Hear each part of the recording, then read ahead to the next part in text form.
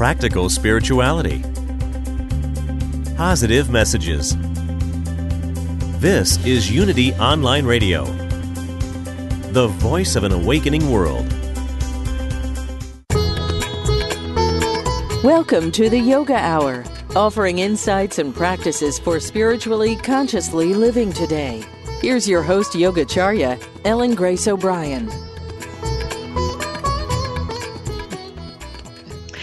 Good morning and welcome to the Yoga Hour, where we talk about yoga in all its depth and breadth as a path to spiritually conscious, fulfilled living today.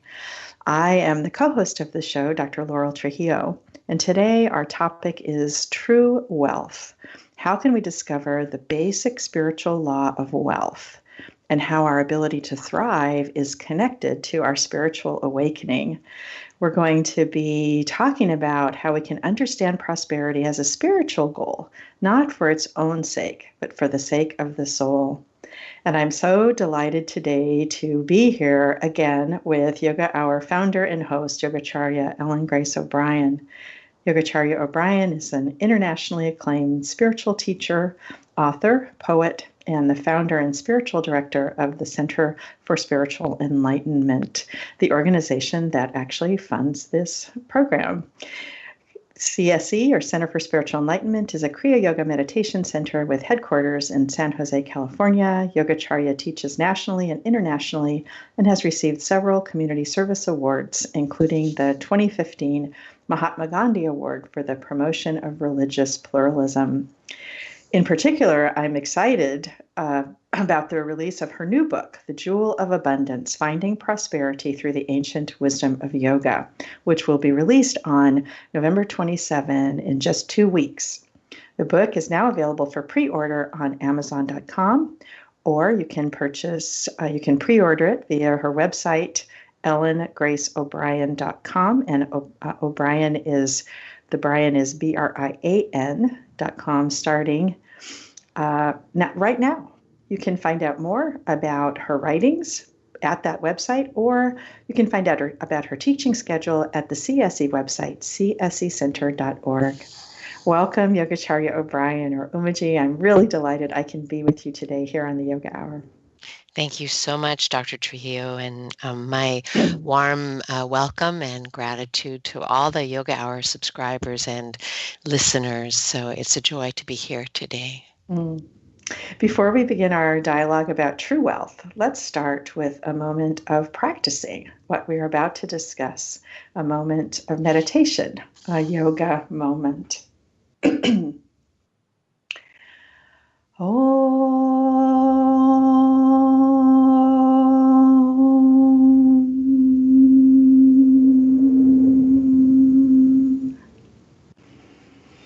So first, let's just begin where we are, wherever you are, where your body is in space. Just feel how it is supported. Perhaps you're sitting, you can feel yourself supported with your feet on the ground. You're supported by the chair, or if you're moving or walking, feel your feet on the earth. And then just notice your breathing. Just notice as you inhale and exhale, as you feel the cool air entering the nostrils on the inhale and the warm air flowing out on the exhale. Not trying to change the natural rhythm of your breath, but just noticing. And through that focus on the breath, allowing yourself to dive within.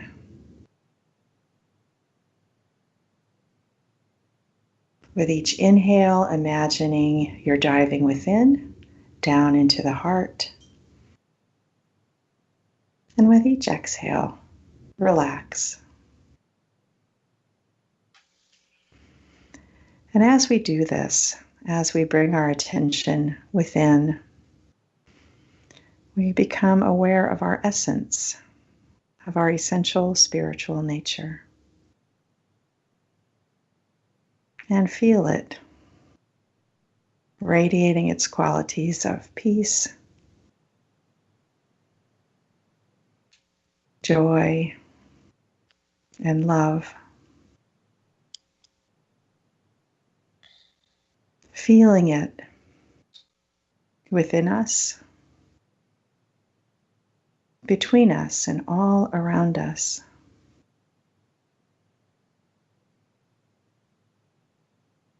And as we rest here, we may notice thoughts or feelings as they arise. And we realize we can watch them arise.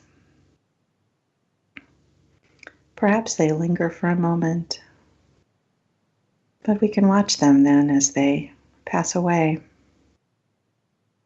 just remaining within, with our attention turned deeply inward, resting there.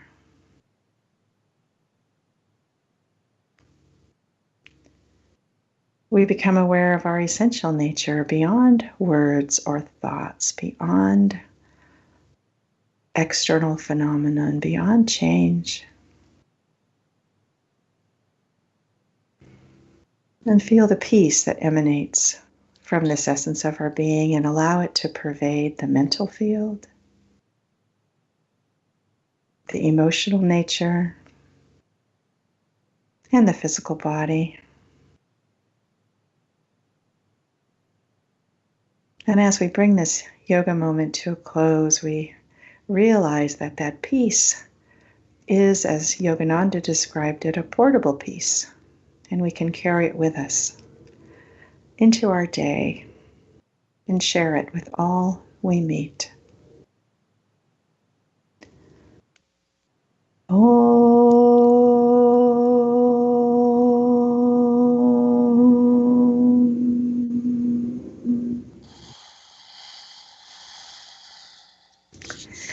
Once again, Umaji, I'm really delighted to be with you today and to discuss your new book, The Jewel of Abundance, Finding Prosperity Through the Ancient Wisdom of Yoga. So your book focuses on artha, or prosperity, one of the 4 goals of life that were set forth in the Vedas, which are the oldest spiritual texts of our world. So let's start there. How do you define artha? Well, first, thank you for the beautiful meditation. It's always such a good way to begin, whatever we're doing. We're having a conversation, beginning our work day. So as much as possible, to begin to incorporate that, formal practice, everyday sitting. But just before you meet with someone, taking that, what you call a yoga moment, to just breathe and connect to yourself is very beautiful. So thank you for beginning that way.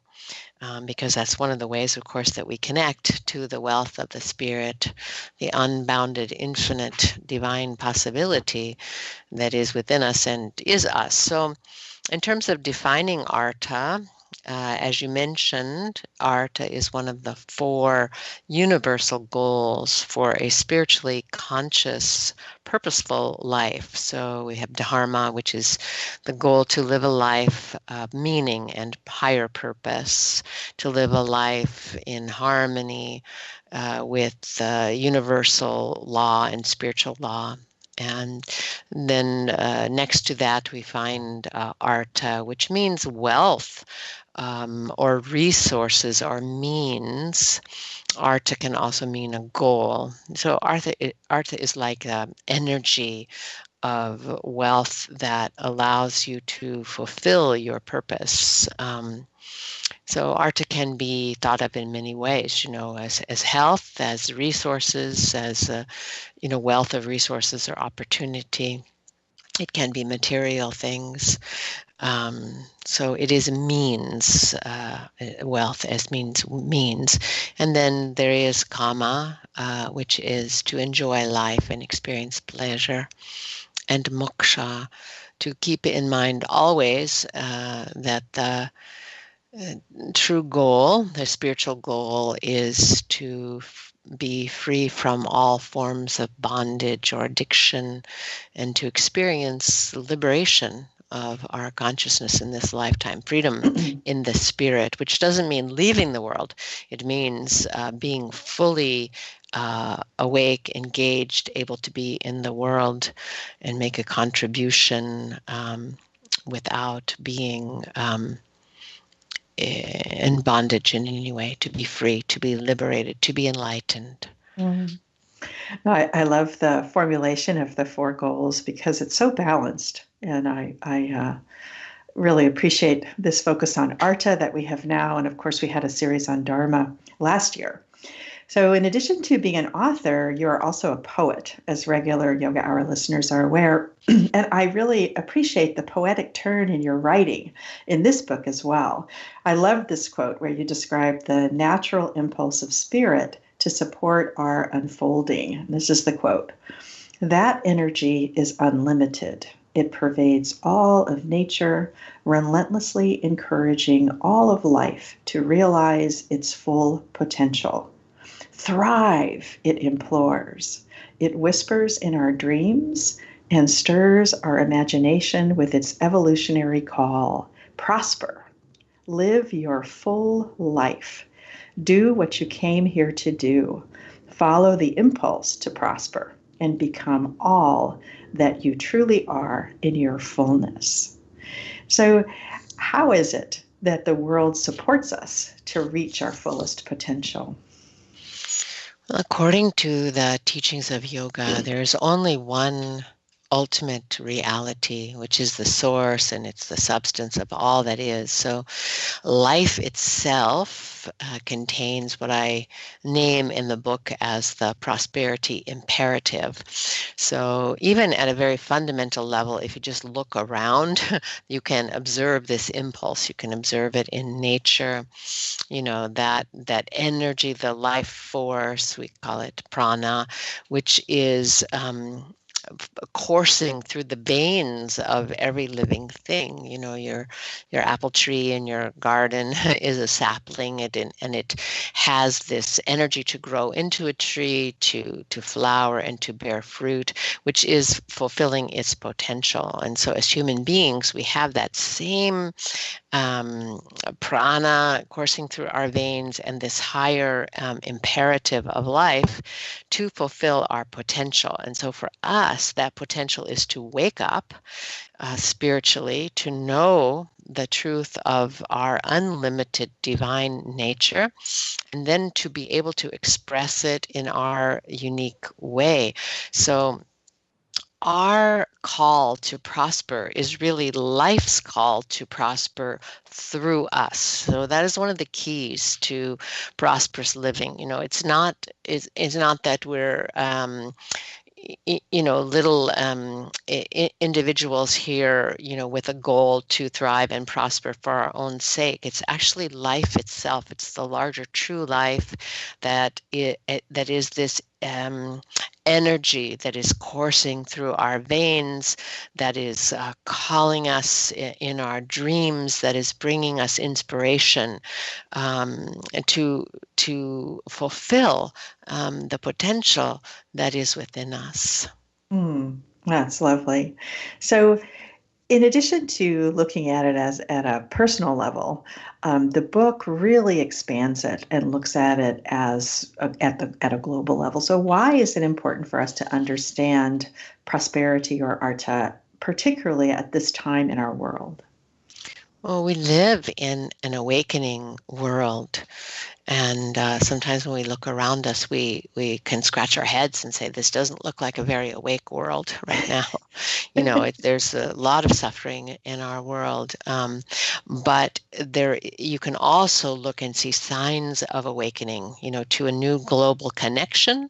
We have technology that has the world is instantly connected. And we know that this one fragile earth that we live on is the shared home. for all of us. So there are many ways in which there is a global awareness today that we didn't have, even a decade or two ago. So we're moving in this direction of waking up to our unity, to our oneness. But the deep spiritual truth of that is just dawning with humanity. So there's just a small percentage of people right now who are waking up to the spiritual truth of our being and our connection at that level. But as we awaken to that spiritual truth and know that we're not separate from the one reality, we also recognize we're not separate from one another. So there actually is no individual wealth. You can only, your happiness, your fulfillment is only connected to that of others. And, those who try to prosper just for themselves can do that. And there are many, I'm sure, who find some happiness in that, in a more perhaps affluent lifestyle or success in the world. But that is short-lived. And so the longer-lived happiness is waking up to the truth of our oneness and finding joy in taking our place in what Dr. King called the beloved community. Mm-hmm. And that brings us to the topic that we have for today of true wealth. So what do you mean by true wealth? And what relationship does it have to the external forms of wealth, money, and material possession? Well, true wealth, of course, is spiritual wealth, and that's the kind of wealth that we need right now, because there are many challenges that we face in our world that we don't know how to solve. So we cannot take a tool, that we've had in the past and try to make it work. Many people have said, and we can observe how structures and institutions are breaking down, things that we depended upon for our security in the past. We don't feel secure in our world today. I think that's one thing that we could just universally say is true. In the United States, I think people used to feel more secure, many people anyway, used to feel a bit more secure. I guess it depends on, where you live and your culture within the larger culture. But more and more it feels unsafe and unstable. So what we need is to be able to access first the truth. I think the power of the truth, the spiritual truth, that there are resources that we can bring to bear, and also the truth of our connection, to everyone and every being, and the spiritual truth that everyone is valued.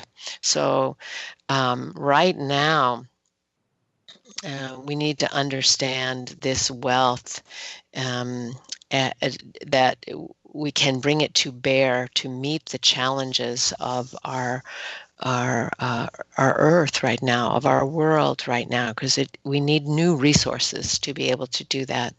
And spiritual wealth is being able to tap into the field of unlimited possibility is the only way that we can access that. Where else will it come from? Mm-hmm. Yes. So in talking about true wealth, you frame it as a spiritual goal. So how is it that true wealth is a spiritual goal? And then how does Artha relate to spiritual abundance? Well, I wanted, especially in writing this book, I wanted to do a couple of things primarily. One is to help so many of us on the spiritual path understand how to attract the resources we need to do the good work that we are inspired to do in the world. So I find, I know many people who have a beautiful vision and they're doing tremendous work in the community and in the world, but they're struggle to get the resources they need to make the positive changes that they're inspired to make. So we need to learn how to change change our consciousness, how to attract the resources that we need to do what we're here to do. So that's the relationship of Artha and Dharma. And I also wanted to educate a bit more about spirituality and wealth, because there's always been this split, in our minds, in the minds of many people, and all spiritual teachings, regardless of what tradition you come from, have something that says, money is bad, material wealth is dirty, it's a desire that will take you to hell, so, and you can find that in all traditions, but you also can find, and in particular in yoga tradition, I have seen, you also find that it is understood as a necessary part of that evolutionary thrust. And so, we're here to fulfill our purpose, and you cannot fulfill your purpose without learning how to attract resources, how to use them wisely, and how to not be caught up in it in terms of personal aggrandizement. So Artha is a critical goal for us to embrace, and then to learn how to use in the right way.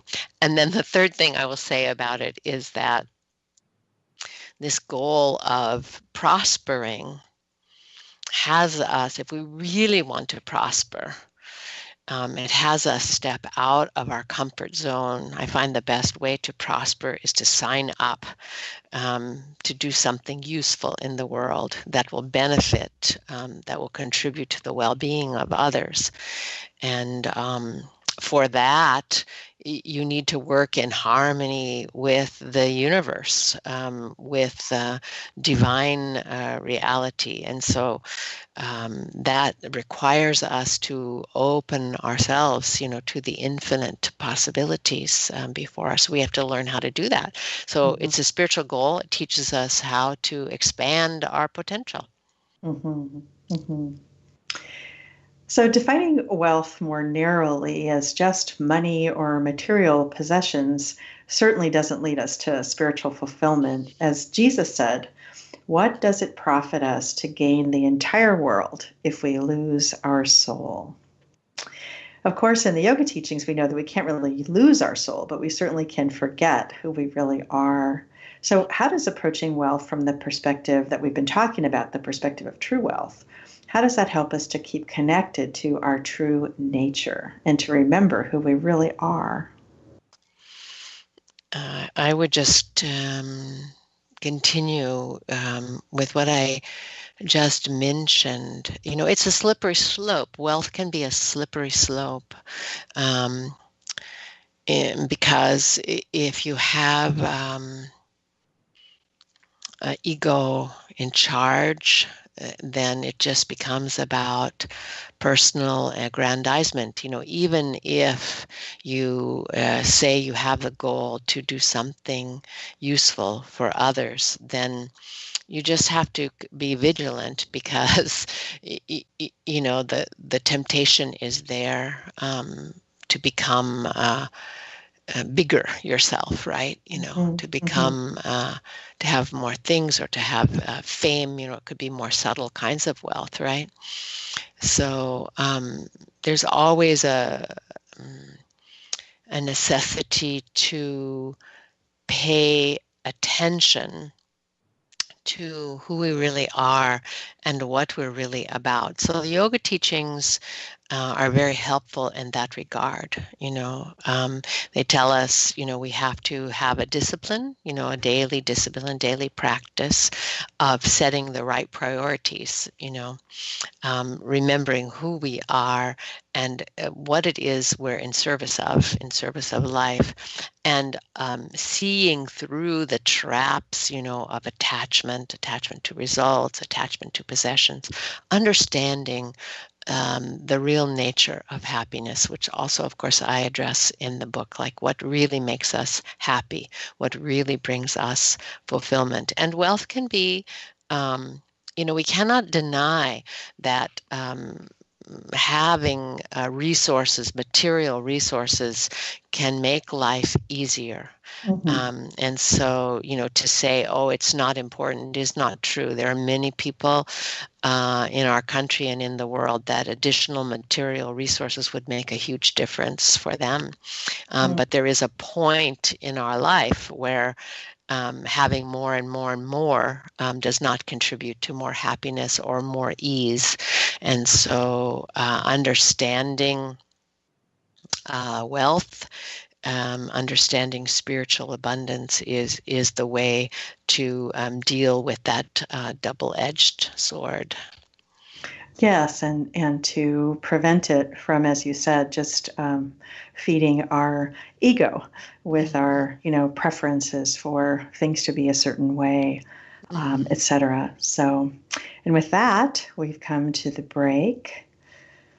You're listening to the Yoga Hour with host and founder of the Yoga Hour, Yogacharya O'Brian. Today, we're discussing the teachings in her new book, The Jewel of Abundance, Finding Prosperity Through the Ancient Wisdom of Yoga, which will be released just a few weeks on November 27th and is available for pre-order on Amazon.com or on Yogacharya's website, ellengraceobrian.com. You can just click the link to the book that's on the welcoming page, or it's also /the-jewel-of-abundance. We welcome your comments and questions. You can contact us at yogahour@unity.fm. I'm Dr. Laurel Trujillo, co-host of the Yoga Hour. When we come back from the break, we'll explore more about true wealth. We'll be right back.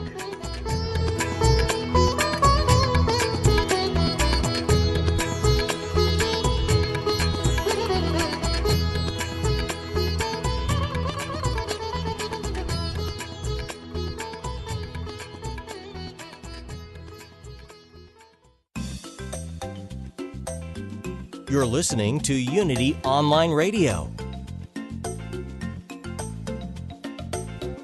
the voice of an awakening world.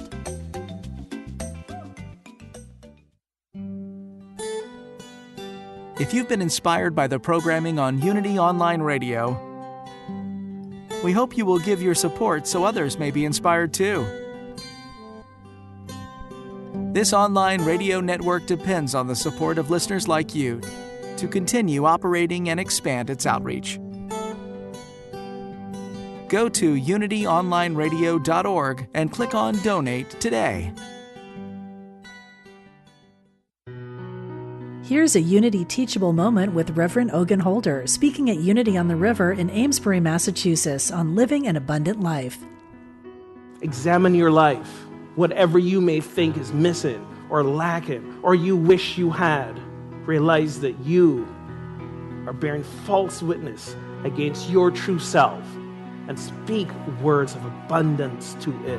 Speak words of truth to it and to yourself, and repeat them over and over again until you have brainwashed yourself into believing that you are divine. The moment you begin to think and speak, as if truly you are the embodiment of all that is. This is the only thing we got to get in through our thick skulls. Living the abundant life is not about what we have. Living the abundant life is realizing that we have it all. To find a Unity church near you, visit unity.org. Grief can bring you down, but it doesn't have to take over your life. From Grieving to Believing is a transformational weekend taking place November 16th to the 18th at Kripalu Center for Yoga and Health. Join grief expert David Kessler, spiritual medium Maureen Hancock, and Paul Denniston, the creator of Grief Yoga, in the beautiful Berkshires of Western Massachusetts. This unique event will take you into deep soul healing, addressing body, mind, and spirit. Reserve your space today at kripalu.org. Search Grieving to Believing.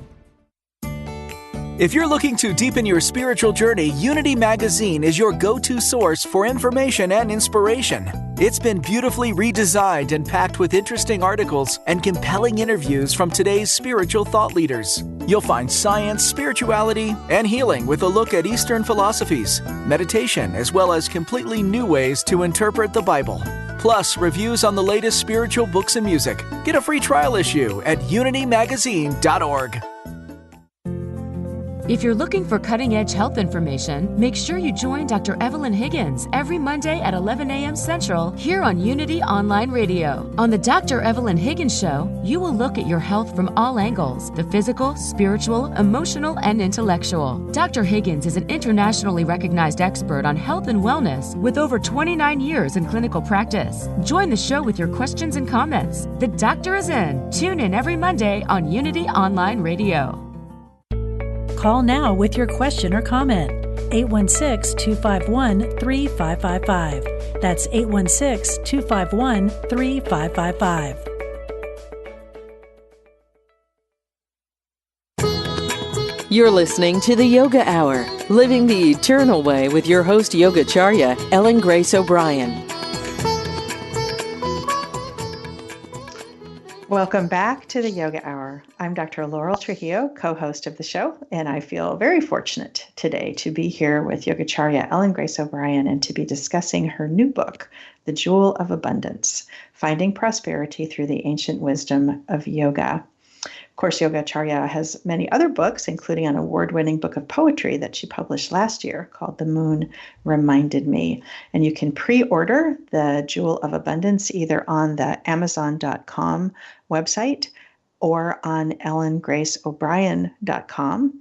And it will appear as soon as it is in release in just a few weeks. So, Umaji, in your book, you write, "It's no accident that Artha sits on the right hand of Dharma. Higher purpose and the means to fulfill it are inseparable. Yet time and again we try and separate them by imagining enlightenment exists on an otherworldly plane where wealth cannot enter. It's the age-old split between spirit and matter, or heaven and earth, a split that is now ready to be healed in this age of conscious evolution. Not only is the time ripe for healing this error in our thinking, it is necessary. If we are going to fulfill our potential, it's time to understand, befriend, and put wealth to good use." So I really enjoy that quote. So how does the view of true wealth that we have been discussing help us to heal the split between spirit and matter? The basic philosophy of yoga is to understand it as one thing. It is life energy in expression. And so wealth is just that. It's life energy in expression. And so instead of thinking, gee, over here I have my spiritual life, I'm spiritual, I don't need anything, while there's some truth in that, if you're going to express yourself in the world, you do need to know how to manifest resources. If you want to make a difference, if you want to help others, you need to learn how to attract the resources that are needed in order to accomplish that. So one of the things I set out to accomplish with this book, and hopefully I did, which is, when you are at that juncture in your spiritual life, you're waking up and you're thinking, I want to live in the highest way. I want to do work where I feel I'm making a contribution. I want to be able to support my family and my community. The question that comes, that certainly came for me at that juncture, is what can I do to prosper? How can I make a difference? Mm-hmm. And so in the book, I spend some time just telling some stories, telling a bit of my story, in fact, but I think that the place we begin is we become willing. That's a really important first step, because a lot of times, and this is why I wanted to write about Artha, about wealth, because a lot of times people come on the spiritual path and they keep it separate, their spiritual life and their life and family and vocation. But when we step into this stream of abundant living, we become willing to be instruments of the infinite. We become willing for our lives to be bigger. We become willing to be taken out of our comfort zone. And when we do that, life becomes so enjoyable. Now, I won't deny that it is challenging at times, because we stand in that gap, of how we lived before and what we knew and how we knew how to do things. Perhaps we're good at business, and we knew how to do things from a business perspective. But while those skills can be fundamentally helpful, what I'm talking about is it's a jump. It's a jump in consciousness, how to live in a different way, where you're open to infinite possibility. You're opening yourself to cooperating with the infinite. And that means you're going to learn how to swim in this stream of divine grace, divine consciousness, where you're meeting the right people at the right time. Inspiration is coming to you. And so the very first thing that we have to do, if we begin to ask this question, how can I prosper? Is we have to become willing. And that willingness is not, how I'm willing to get rich. That willingness is I'm willing to grow. I'm willing to open myself to infinite support, infinite supply, infinite inspiration, and I'm willing to be an instrument for life's prospering activity. Right. And so you're sort of touching on this, but another quote from the book: in the context of spiritual awakening, learning how to prosper is a path of transformation. And in another area, you also describe it as a necessity. So would you share more with us about this? How is learning to prosper a path of transformation and a necessity? It's the way if taken in the right spirit and with the right understanding and with, as I said, willingness, which we could also call surrender, meaning opening ourselves to divine possibility and to cooperating with the infinite. It's the way in which we can break through the boundaries of ego. Because, we often think of ego as the sense of aggrandizement, thinking somehow we're so great. But ego is just, egoism is simply the sense of separate self. Mm-hmm. And so this learning how to prosper, to live in harmony with the infinite, is a path out of thinking ourselves to be limited, to be separate from the source. It is becoming a servant of that, a servant of all, as a path of prosperity. Which is certainly transformative. Yeah. Well, like I said, you become willing. And, my experience has been that life just continually astounds me with its grace. And even after all these years of practicing these teachings and doing my best to cooperate with the infinite, I still can be surprised at the activity of grace that will prosper what I'm doing if I just get out of the way. See, it's learning how to live in a new way. That's what arta is. It's learning how to live in a new way, because there's a way that we live which is effortful. When we're living from the egoic perspective, we're working hard. Life is hard. Life is a burden. And we're struggling, to survive, to make our way. But this path of arta as a transformative path is a path of surrender, in which we are continually discovering how really it is life just working to prosper itself. And we're not that important to it. But if we open ourselves to it, then we get to go along for this astounding ride. It's quite delightful. And things happen in our life. The most important things that have happened in my life have happened through divine grace, so not through my personal effort. Now, that's not to say that personal effort is not important. We have to have a lot of that. We have to line up, we have to do our work. We have all of that to do, but along with it is this surrendered faith or devotion that allows life to reveal its prospering influence to us, and it will. And in my life, it has again and again in absolutely astounding ways. And in the book, I tell many stories about people I've worked with, and my own journey about what that looks like. So in your book, you identify 5 attributes that are needed in order for us to thrive and prosper while remaining in harmony with spiritual principles. So you've also arranged the book so that each of these is actually a part of the book. So the first is higher purpose. Can you tell us more about that attribute? We sort of touched on it already with Dharma. Yeah, it is really Dharma.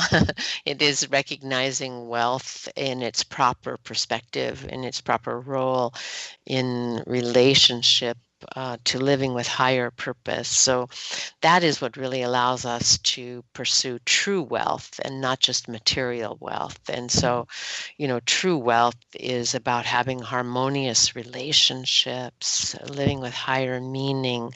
So, when people today, people are not only looking for happiness, but of course they're looking for meaning in life. So it's not just about the things that can make us happy, but it is about the purpose of life and having a meaningful life. And so we begin understanding wealth in light of Dharma, living with higher purpose. Mm-hmm. So the second attribute in the second section of the book is insight. So can you tell us more about insight? Yes, and in the book I spend a few chapters on that, because it is the philosophy, yoga philosophy of understanding the nature of reality and the nature of our own mind.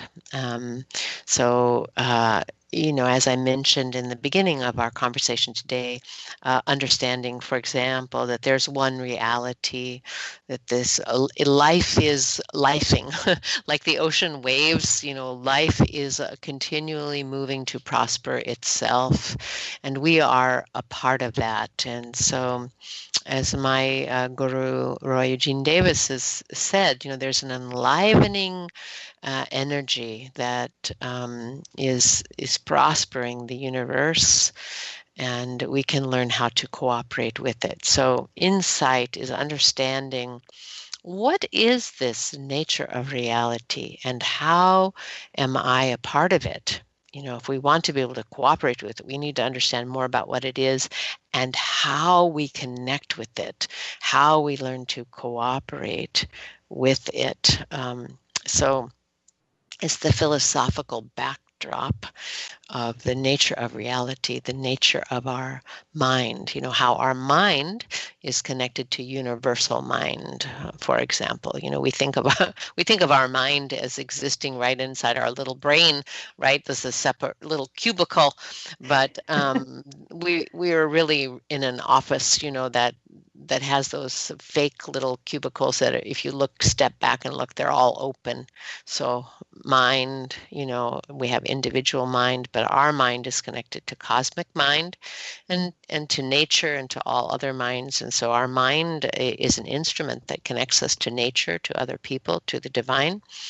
We have insight about that, insight about the nature of our mind and why it is that our thoughts can be part of what brings experience to us. Mm-hmm. This is great to get a little preview, as I know we will be diving into some of these topics in our future conversations with this artist series. So the third thing that we need after a higher purpose and insight is a skillful way. What is this skillful way?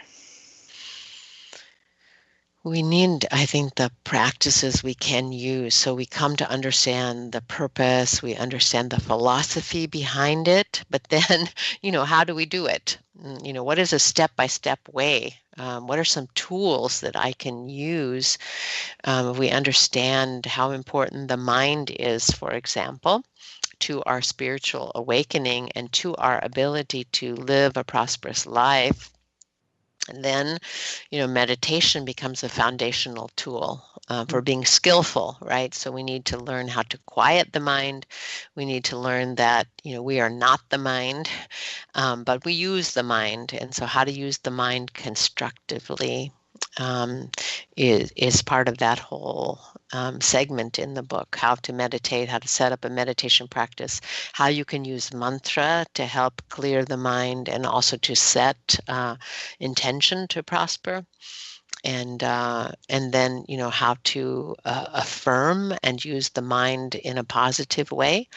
We're always envisioning with the mind. We envision disaster or we envision success, and so it's learning how to hone the mind. And there's various tools, various ways that we can do that come from time-tested methods in the yoga tradition. Mm-hmm. So the fourth attribute that you list is clarity. What type of clarity are you referring to here? Well, of course, mental and spiritual clarity, and being clear about our goals, being focused on what it is that we set out to do. It's so easy to get sidetracked. So this section on clarity is how to overcome obstacles and thrive. So one of the favorite sayings that I like from the Tao Te Ching is, the great way is easy, but people love the side paths. And so, it really is not difficult to prosper, but we run into obstacles along the way. Mm-hmm. And we need to anticipate those obstacles and learn how to deal with them. So there's a whole section on how to overcome obstacles that we meet along the way. Mm-hmm. And then the last attribute that you list is generosity. So how does generosity help us to thrive while remaining in harmony with our spiritual nature? This is sort of like coming full circle with the book, right? So it starts with this urge to thrive is a universal divine urge within every human being, but it is not for its own sake. So while we are individually prospered as we open ourselves with willingness to be instruments of the divine in the world, we individually thrive and prosper beyond our wildest expectations when we do that. But then it comes around to the only way to do that is to be in service, is to engage in life really in a big way. And by that, I don't mean, founding an organization or becoming a leader, unless that's your, karma, your destiny. What I mean is realizing that you're in service of something bigger than yourself. It has to be that. Otherwise, life is too small and it's too painful, because then you're grabbing on to this illusion of a separate self and always trying to prop it up. And, life is disappointing and unstable in that way when you're trying to control it. But when we come around to opening our heart to the infinite and serving and giving, and that can come through us, it turns out that, as the sages, saints and sages have told us all through the ages, our greatest happiness comes through serving. through generosity. Mm-hmm. What I have loved about I started at Center for Spiritual Enlightenment, I think it was in 2002. So it was in January. So I'm coming up on, 17 years of study, of the yoga tradition. And I know you've got, many, many more than I do. But what I love about it is its depth. There's just so much there to really help us to understand how to live in a way that is just so helpful. Mm-hmm. Wouldn't you agree? Totally. Yeah, and it's infinite. Our potential is infinite. That is true. And so, I think people think of enlightenment, as some kind of end goal, but really enlightenment I see is the beginning of this prospering is a better way to say it. The beginning of a prospering life. So I know you talk, there are several stories in the book that give illustration to, these principles that we've been talking about, true wealth and how life prospers you and your goals when you are embarked on a mission, a goal that is, for the good of all. Can you share a story with us about something from your own life that,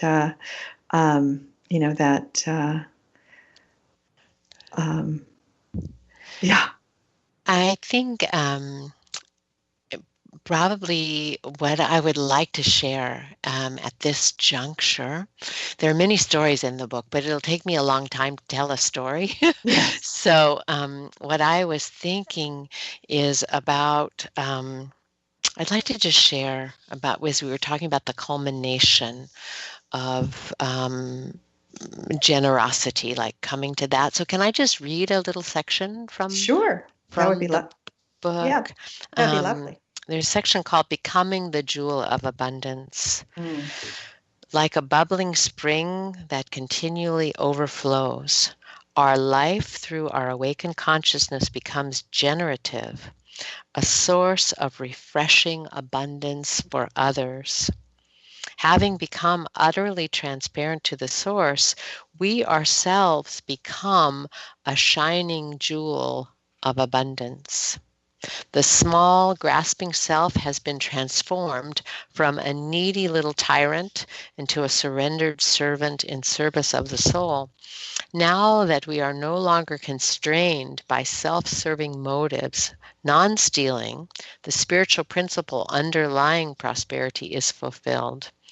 Pandit Rajmani Tigunayat writes in his Yoga Sutras commentary, quote, "For a self-aware yogi, nature's bounty is a shining gem. When we are established in the principle of non-stealing, these gems are drawn to us, and we ourselves are gems." And then I conclude that section with saying, the greatest potential of life's aim of artha, or wealth, is to become wealth itself. That is just so beautiful. And as I mentioned in the first segment, I'm just so struck with the poetic way that you weave these images, like becoming that jewel of abundance is just so beautiful. So we have about another minute. In closing, what words of inspiration would you like to leave with our listeners?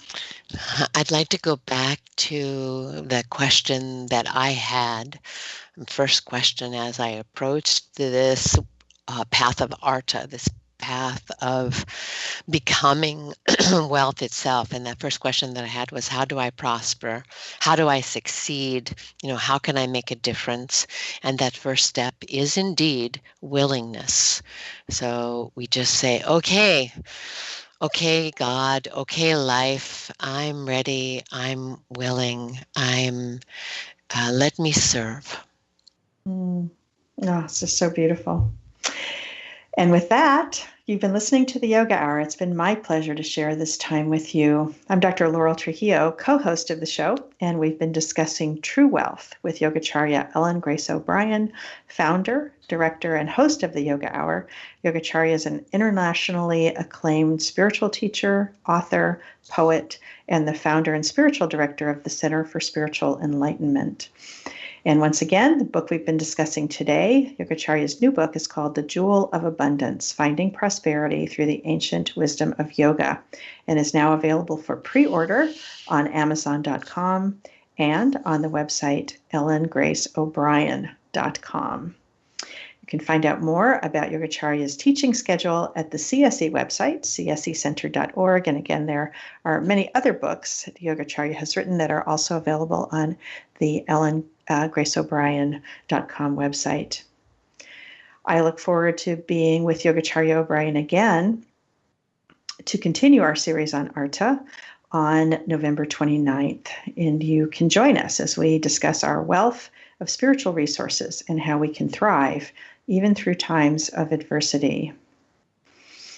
Yoga Hour is a service project of the Center for Spiritual Enlightenment, a meditation center in the Kriya Yoga tradition. CSE welcomes people from all backgrounds who are seeking self and God realization, a path to spiritually conscious, fulfilled living in today's world. Remember to subscribe to the Yoga Hour podcast at iTunes or Stitcher. If you're enjoying the podcast, perhaps share it with a friend. I want to thank the Yoga Hour team, of course, our wonderful host, founder, and director, Yogacharya O'Brian, who's been here with me today, assistant producers Ann Hayes and Sean Smith, CSE's Global Media Outreach Manager, Holly Gray, and Jeff Comfort and Louis Pagan in the sound booth at unity.fm. And I will give Yogacharya a chance to say bye-bye. Thank you so much for tuning in to the Yoga Hour and sharing this opportunity that we have in this lifetime to awaken and to love and to serve. Thank you very much, Dr. Trujillo, for facilitating this conversation. And again, thanks to all who have been listening in, and I hope that that first step of willingness is one that you certainly have taken already or are just about to take.